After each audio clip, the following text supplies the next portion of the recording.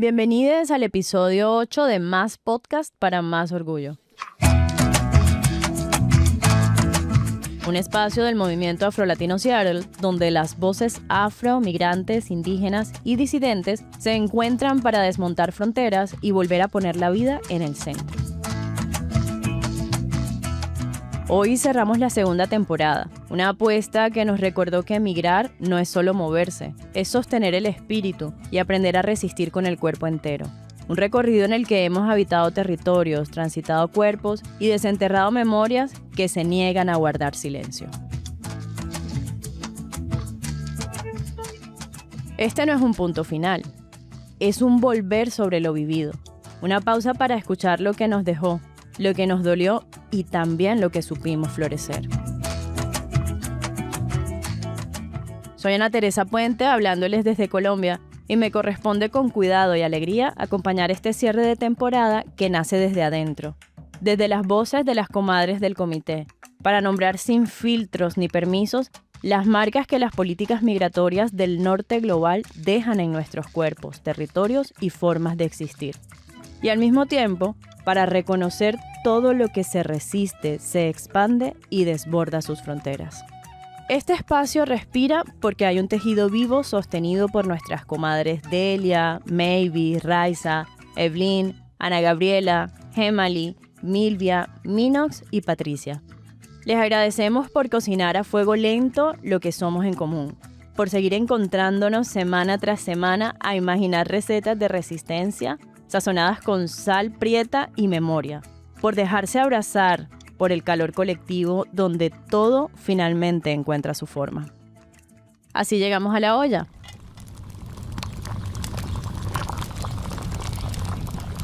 El espacio de las narraciones colectivas es el lugar donde el dolor se nombra, se mezcla, se transforma en saber colectivo. Porque en medio de este 2026 marcado por violencias que no empezaron recientemente, pero que hoy arden más fuerte, nos preguntamos cómo nos cuidamos como diáspora, cómo defendemos la vida, la tierra y el espíritu, cómo soñamos cuando todo parece empujarnos a sobrevivir. Abrimos la tapa de esa olla sabiendo que ya estamos dentro, que al escucharnos ya estamos sanando, que al nombrarnos ya estamos resistiendo. Pero antes, démosle paso al chachareo, esa práctica viva con la que tejemos palabra, memoria y posibilidad. Sí, la mamá, pero prepare, exacto. Voy a apagar la cámara un ratito. Exacto, deja la plataforma ahí, anda, vete donde Eso, déjela enchufadita, que no se le descargue la pila. Y usted vaya a hacer Susana y me comparte un poquito. Voy a hacer maduro con queso al horno. ¿Cómo es eso? Ay, qué cosa más rica. Yo quiero plátano maduro con queso. Ay, qué rico, yo quiero. Con quesito costeño, no cualquier queso. Yo quiero. Con sal prieta. Ay, no, yo quiero maduro lampreado. Y es que aquí se prende todo el chachareo para la gente que le gusta más del comadreo.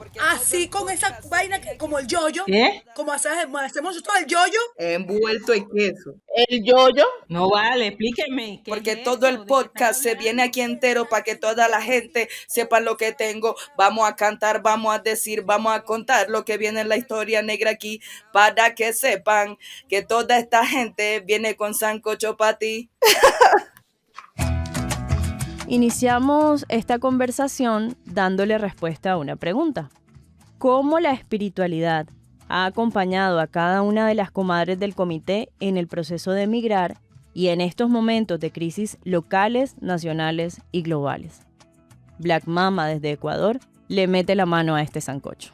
El saber que a pesar de que se intente de todas las formas posibles darnos en el espíritu, porque eso es lo que se ha estado intentando, hacer que el espíritu se doblegue, hacer que nos sigamos sintiendo en la parte de atrás de los milagros, porque los milagros se dan allá adelante. Uno lo que hace es sobrevivir. El darme cuenta que a pesar de que yo salí de mi ciudad, sigo teniendo aquí en Quito mi espacio con mis velitas y el dulce que le gustaba a mi abuela y el vasito de ron para mi abuelo. El no pensar en una espiritualidad como Dios, sino en la espiritualidad de la gente que vivió, de la gente que existió y que resistió. para que yo pueda seguir existiendo y resistiendo. Para mí se ha vuelto una situación muy sanadora. Aunque intenten quebrar el espíritu y dejarnos al margen de los milagros, seguimos encendiendo memorias en lo íntimo. Velas, dulces, ron, nombres que no se olvidan.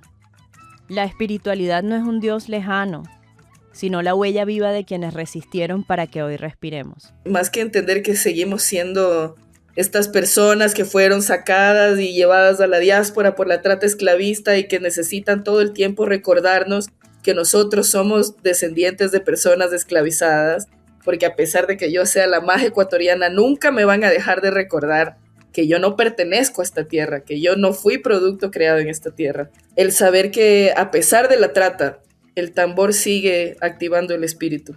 El de mi abuela me sigue llevando a ese espacio seguro. El entender que igual mi amiga salió de Cuba y ella sigue utilizando sus collares de sus santos y les da de comer a sus collares y sigue sosteniendo lo que la hace recordar a su abuela, lo que la hace recordar a su mamá, lo que la lleva de nuevo a las calles de Cuba. A saber que unas cosas se resuelven rezando, otras cosas se resuelven con un cigarro. Pero se da, se hace, se mueve, los ancestros trabajan, se mueven y dan cosas. Y nos ayudan a seguir sobreviviendo. En la diáspora nos recuerdan la herida, pero también el tambor que convoca y protege.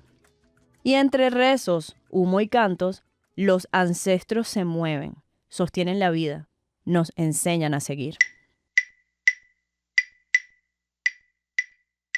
¿Dónde más reside la espiritualidad en la diáspora?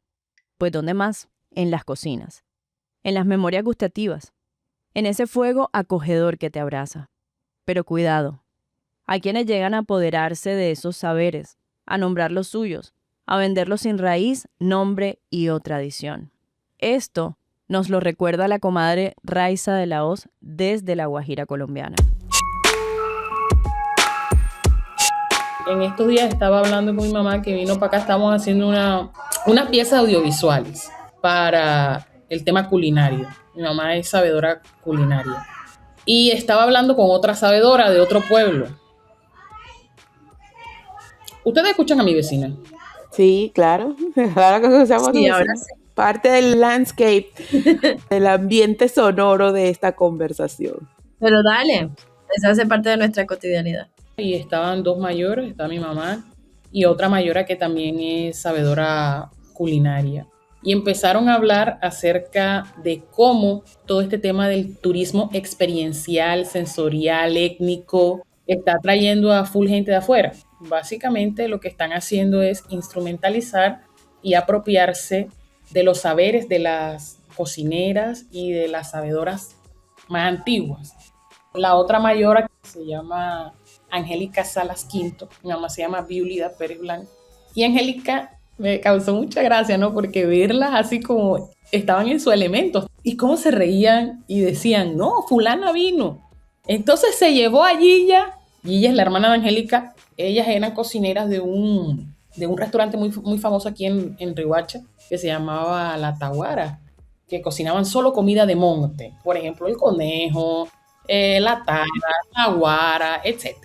Y entonces la señora Angélica le decía a mi mamá, imagínate, Yulida, que se llevaron a Gilla para Bogotá, se la vinieron a buscar y se la llevaron, y entonces la Gilla ya, en vez de estar pendiente, porque la Gilla nunca está pendiente, Gilla es mayor que Angélica, pero Gilla es un poco ingenua, porque a ella le gusta tanto cocinar, que ella no le pone malicia, ella no se da cuenta que le están utilizando, que no, ella siente que está en un intercambio de saberes, ella no siente, pero la Angélica es un avión, entonces la Angélica le dice a mi mamá, imagínate, Yulida, se la llevaron, y que para Bogotá, entonces había un pocotón de esos muchachos, y que chef, ella se llevó de aquí. Hay un pescado que se come después que se pudre, que se llama cachirra. Entonces la Gilla se llevó de aquí cachirra, se llevó tamaca para hacer la leche. La tamaca es como un coco, ¿no? De la tamaca, que es una semilla como un corozo, sacan una leche. La leche se llama... Ay, nena, ¿cómo es que es? Ana Teresa. Leche de la tamaca. No, mana. No, ella tiene un nombre. La que le echan a la gallina también. Se llevaron a la Gilla, entonces ella, en vez de estar pendiente cuántas cantidades hacía, porque la mujer estaba haciendo un pastel de no sé qué, y agarró la cachirra y la disecó en un aparato. Cuando ya se salió un polvo, lo mezclaron con la leche de la tamaca y hicieron un pan. ¿Y a dónde? Le pregunto yo a la Gilla, ¿pero cuántas cantidades, Gilla? Entonces Gilla le decía, no, Angélica, yo cocino al ojo. Dije, pero ¿cómo vamos a hacer el pan si tú no te acuerdas cuántas cantidades? Claro, la tipa hizo ese pan y ese pan lo vendieron, yo no sé en cuánto costaba cada plato de eso. Chicharro. El chicharro de la leche. Cuando ya Gilla viene, que Angélica empieza a preguntarle, porque Angélica ya sabía que se la habían llevado, era para sacarle cómo se hacían las cosas. Y entonces mi mamá le dice a Angélica, pero no te preocupes, ella se puede parar en una pestaña, pero ella nunca le va a quedar el chicharro porque le queda la Gilla. Aún así, hay secretos que no se copian. El calor de las manos, la mística del tiempo. Porque cocinar también es resistir. Es espiritualidad que no se deja arrancar. Es que no te digo yo que yo hice la jalea de tamarindo y una amiga de Raiza vino para acá y yo le dije, sí, mija, punta. Y le dije, ri. Me llamó el día siguiente, ay, señora Violida, no me infla. No me cuaja. Usted, eso no me infla. Y mi mamá le dijo, porque no tiene las manos mías, mija. Las manos mías son calientes, son frías. Entonces, claro, ahí hay un componente súper fuerte que ellas, porque están involucradas en esto, ya lo pueden ver, pero anteriormente no lo veían. Y es que todas estas formas de colonización, entre ellos ese tal turismo étnico, lo que hace es que vengan, se apropien de los saberes, se los lleven y no se les reconozca a las sabedoras su autoría intelectual o su propiedad intelectual. Uno, ese es el primer escache. Y dos, que todo ese material lo transformen en una materia que la duplican y triplican en valor, ahí ellas la traen de nuevo para acá y ellas ya están produciendo con eso y haciendo plata con eso. Entonces, no solamente están haciendo plata con el conocimiento, sino también con la necesidad, con que son mujeres que están tan abiertas a compartir lo que saben, que cuesta mucho, es mucho esfuerzo. Ellas demoran 10 horas haciendo un plato que se van a comer en 20 minutos. Ese es el sentido de la comida tradicional. Y comparto esto porque siento que eso también, la comida, hace gran parte de nuestra espiritualidad. No solamente en el momento de comerte un bocado de comida, sino, como dice mi mamá, desde que se siembra. Cuando la planta se siembra, hay que ver en qué lado está la luna. Cuando la planta se recoge, hay que ver en qué lado está la luna en esa época. Cuando se va a cocinar, hay que ver si la comida va a coger sereno o no va a coger sereno, que es el frío de la noche. Hay que ver si hay que colgarla en la guinda en el patio para que agarre sol o no. Hay que ver si la yuca se la puede comer la persona, porque todavía nosotros pensamos, o todavía hay saber de que si la persona está enferma hay platos que no pueden comer. Si la persona sufre de algunas cosas hay platos que no pueden comer. Hay tanta misticidad que estas señoras compran las cosas a unas personas en particular, simple y sencillamente porque vienen de unos pueblos específicos. Y de qué manera la espiritualidad alrededor de la comida no solamente está en el momento en que nos comemos un bocado, sino también desde la siembra. Creo que de espiritualidad puede hablar mucho más Movimiento Afrolatino Ciaro, porque el arte y la cultura sigue siendo fuerza de espiritualidad.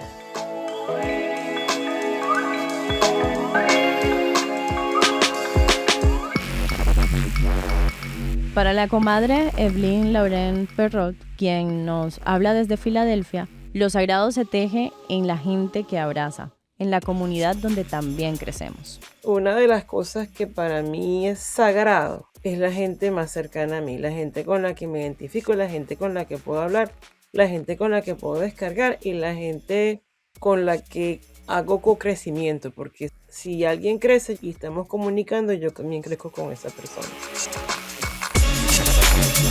Bailar para mí es terapia. Aquí hace como 6 meses comenzaron que el primer domingo de cada mes, de 3 a 6, hay un grupo de brasileños tocando música en vivo. Mira, desde que lo descubrimos no me lo pelo. Porque voy y le doy sudo y además que lo hacen muy bien. Y por ahí descargo.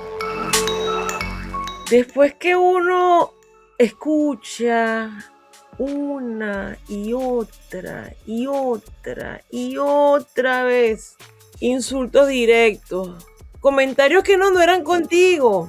No, pero no te ofendas, que no se... Mira, llegó un momento en que descubrí algo. Esos comentarios, esos insultos, adrede, subconscientes, que la gente ni se dio cuenta, pero en el fondito hubo alguito que le hizo sentir un poder sobre mí. Va a seguir pasando, porque el orden de las cosas es al revés y está demasiado conectado con la esclavización de millones y millones y millones de africanos y afrodescendientes. Entonces, regla número 1. Si es una persona querida, cercana, que mete la pata, entonces le digo, mira, dijiste esto, pasó tal cosa y estás errada y esto viene de tal parte. Porque muchas veces la gente, ¿qué? ¿Cómo? Si la persona es muy querida y conozco bien a esa persona y sé que esa persona puede tener actos de crueldad hasta consigo mismo, entonces tengo que entender que eso forma parte del paquete. Entonces, o me alejo deseándole que la luz lo ilumine, o trato de ayudar hasta cierto momento en donde ya me doy cuenta que entonces no más. Y en ese momento me abrazo a la comunidad donde puedo ser. Si la persona no es cercana, no tenemos un vínculo, entonces en el momento ocurren dos cosas. Me puede hacer daño, puede dañar a mis hijas. Aquí la gente anda como en el lejano oeste. Y uno no sabe en qué momento aparece un loco y empieza a pegar tiros. Entonces la situación es, ok, ¿qué es lo que está pasando? Estoy viendo armas, tengo que salir corriendo, estoy protegida. Y si no hay peligro inminente, entonces en el momento tomar la decisión de que, claro, duele, pero voy a entender que ese ser es un ser muy pequeñito, que tiene un ego gigante porque es excesivamente inseguro, le han taladrado la cabeza de basura y como está cargado de basura, cuando abre la boca lo que va a decir es basura. Y por supuesto, no es mi culpa que esa persona esté cargada de basura. Y claro, es más trabajo, es un fastidio, es una ladilla, porque entonces tenemos que todo el tiempo estar pensando y negociando y viendo a ver cómo carajo no nos enfermamos, cómo hace uno para no dejar que esa basura te contamine y termines entonces enferma. Que si desgasta, claro que desgasta, pero entonces hay que tener claro quién es la comunidad. Porque en la comunidad es que uno va a bailar, es que uno va a cocinar, es que uno va a comer, es que uno va a abrazarse, que uno va a llorar juntos, que uno se va a amparar y es lo que a uno lo va a retroalimentar para que uno tenga fuerza de ir a bregar todos esos días con la porquería que está por allá afuera. Afuera, el ruido hiere, repite viejas violencias que aún buscan imponerse. Pero entre el baile, el cuerpo y la palabra, aprendemos a soltar lo que no nos pertenece. Y es en el nosotres donde vuelve la fuerza, refugio vivo para seguir. Y entonces volvemos a lo que nos sostiene, la palabra que abriga, la música que convoca, la comida que guarda memoria, la comunidad que nos recoge cuando el mundo se deshace. Porque hay algo que no han logrado quitarnos, la capacidad de encontrarnos, de escucharnos, de repararnos juntos.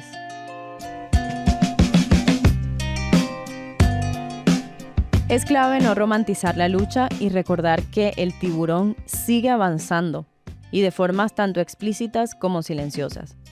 Por eso cerramos esta temporada con 2 textos que nos comparten las comadres Milvia Pacheco Salvatierra desde Seattle y Maybe Hugueto Ponce desde Caracas. Dentro de mí hay un grito que cuando le callo me quema las vísceras y el vientre. Dentro de mí hay un grito que cuando lo dejo ser se convierte en canto.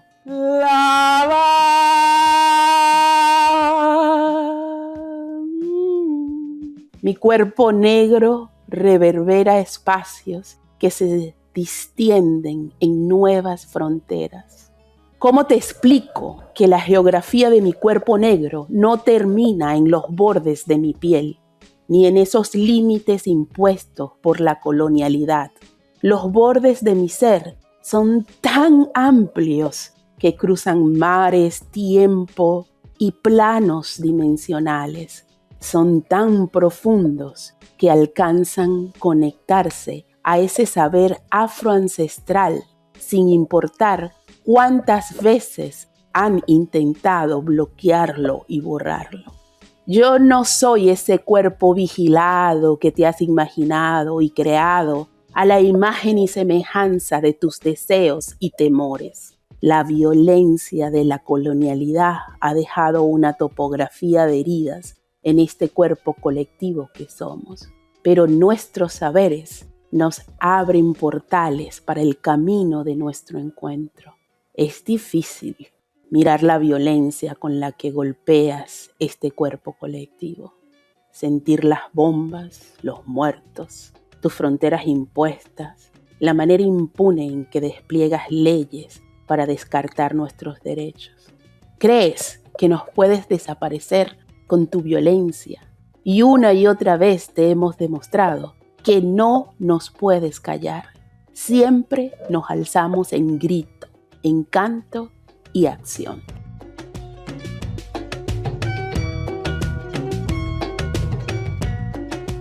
En sintonía con esto de nuestros saberes, quizás sea válido compartir un trabajo que hice precisamente en el contexto de validar la sabiduría del encuentro. La educación popular creo que es una de esas recetas que hemos construido en la olla de reparaciones, el aprender en comunidad. Y nos proponíamos un ejercicio precisamente para crear mecanismos para enseñarnos mutuamente. Lo hicimos a través de la figura de crear un monstruo al estilo de Orlando Fals Bordas, que es un educador popular colombiano, que habla del ecosistema anfibio. Creo que cabe muy bien para este momento hablar del monstruo panafricano que me tocó a mí construir. En los rincones vivos de las costas y las montañas existe un monstruo singular, el panafricano del cacao y la memoria.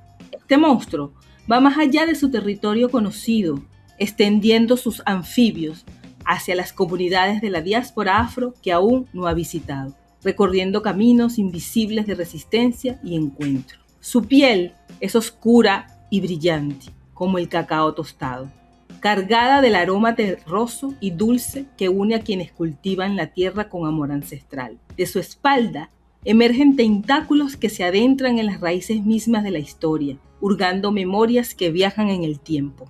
Tiene el poder de ir y venir entre generaciones, deslizándose en corrientes temporales para dialogar con los ancestros, para aprender de sus luchas y para traer sus saberes renovados a sus comunidades vivas. Sus orejas, amplias como abanicos tropicales, captan no solo el latir del presente, sino los tambores callados de la memoria transgeneracional, los cantos que se resisten a desaparecer en cada fiesta tradicional. Su voz es un canto híbrido, a veces es música de tambores, a veces es danza, a veces es el susurro del viento que lleva la voz del río. Así investiga y acompaña desde el movimiento, desde la música que hace del cuerpo y el ritmo una pregunta y una respuesta. Sus manos, múltiples, son manos de sembrador, de cuidadora, de tejedores, de redes comunitarias que nutren la vida con memoria y alegría. Sus pies anfibios cruzan territorios que cambian de la montaña a la playa, del cacao a la danza, del grito al suspiro. No hay frontera para su paso, porque sabe que la cultura anfibia es la cultura del cuerpo que se adapta, que se resiste, que inventa y que cuida. Los conflictos que enfrenta son muchos: el olvido impuesto, la fragmentación de la comunidad, la pérdida de conocimiento ancestral en medio del tiempo acelerado, el dolor de la negación, la esperanza o la desesperanza más bien que aprende la nueva generación.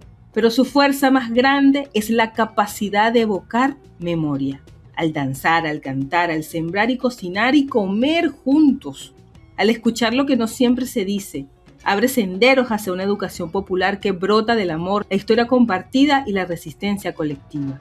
Lleva consigo siempre un símbolo sagrado y viviente, una olla de barro ritual, donde se cocinan recetas que son historias y supervivencia, donde se mezclan los aromas del cacao, la yuca, la caña y las palabras de los abuelos y abuelas, de los antiguos griots.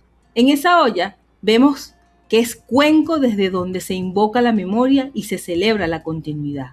Ese monstruo es el alma viviente de la danza y la música, que sabe que la memoria se mueve en el cuerpo, que el conocimiento se siente y se canta, que la educación es un rito de paso entre el pasado y el presente vivo, en el que todas y todos añadimos algo para enriquecer el sancocho.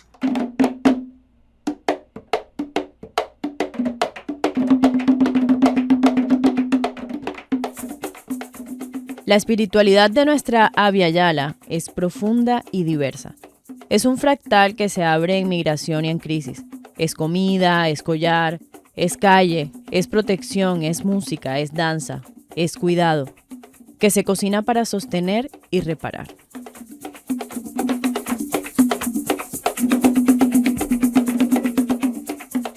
Si llegaste hasta aquí, ya eres parte de este fuego. Porque escuchar también es un acto de cuidado, de memoria y de resistencia. Que este episodio no se quede solo en tus oídos. Compártelo, hazlo semilla. Deja que viaje como viajan nuestras historias. Te invitamos a volver sobre nuestros pasos, a recorrer la primera y segunda temporada, a encontrarte en cada voz que ha tejido este camino. Síguenos en nuestras redes, acompáñanos, sostén este espacio que también es tuyo. Y si puedes, dona. Porque cada aporte es leña para que este fuego no se apague, para que sigamos nombrándonos, sanándonos y existiendo con dignidad. Esto fue Más Podcast para Más Orgullo, en su segunda temporada. Esperamos que pronto nos escuchemos. Hasta la próxima. Esta es una producción de Movimiento Afro-Latino Seattle con el acompañamiento de La Voz Lab y el apoyo financiero de For Culture, a través de la subvención Heritage Projects.